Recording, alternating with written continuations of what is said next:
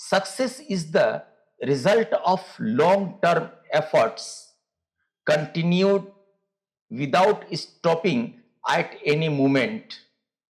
جب ہم اپنے ارادے سے تھکنے لگتے ہیں، ہمارا یقین ہماری مٹھی سے پھسلنے لگتا ہے، ہمارا جسم آرام حاصل کرنے کے لیے ہم سے تقاضا کرنے لگتا ہے، تو ہم اپنی منزل تک پہنچنے سے پہلے ہی اپنے حوصلے کو کھو دیتے ہیں۔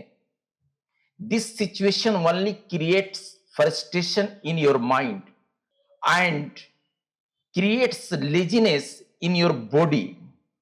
It will paralyze all your activities and sink you in a deep setback.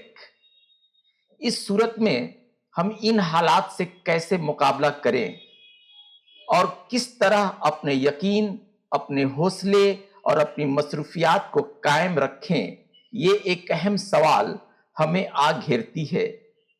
سب سے پہلے یہ ذہن نشیں کر لیں کہ آپ کو مایوس نہیں ہونا ہے، اپنی کوششوں کے تسلسل کو نہیں توڑنا ہے، اپنے یقین کی کشتی کو بیچ دریا میں ڈبونا نہیں ہے۔ جب تک آپ کے حوصلے بلند رہیں گے، جب تک کچھ حاصل کرنے کی چاہت میں شدت رہے گی اور جب تک خدا پر کامل یقین رہے گا، آپ اپنے ارادے میں ضرور کامیاب ہوں گے اور آپ کی منزل آپ سے قریب تر ہو جائے گی۔ بڑی کامیابی ملے یا نہ ملے، ہم چھوٹی چھوٹی کامیابیوں کے ساتھ آگے بڑھیں گے۔ ان مختصر کامیابیوں پر بھی ہم توکل کرنا اور خوش ہونا سیکھیں گے، پھر بہتر سے بہتر کرنے کے لیے اپنے قدم کو آگے بڑھائیں گے۔ Life means constant struggle in your field to reach your desired goal. زندگی جد و جہد کے ستون پر ٹکی ہوئی ہے۔ زندگی آپ کی محنت اور آپ کے وقت کا تقاضا کرتی ہے۔ زندگی مسلسل عملی طور پر سرگرم رہنے کے لیے آپ کو دعوت دیتی رہتی ہے۔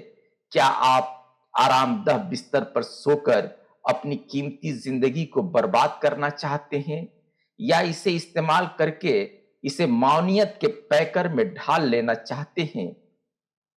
جب آپ سفر کی شروعات کرتے ہیں تو کٹھنائیاں اور پریشانیاں آپ کے روبرو آ کھڑی ہوتی ہیں۔ آپ کو آگے چلنے کے لیے ان سے بھاگنا نہیں ہے، بلکہ ان سے عقل و شعور کے مطابق جوجھتے ہوئے آگے بڑھنا ہے۔ ہم پیچھے جا نہیں سکتے ہیں کیونکہ زمانہ آگے کی طرف نکل چکا ہے۔ ہمیں وقت کے ساتھ چلنا ہوگا۔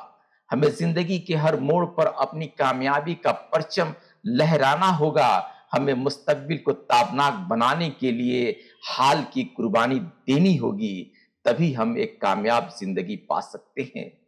شکریہ دوستو، پھر ملتے ہیں کسی دوسرے ویڈیو میں، تب تک کے لیے خدا حافظ۔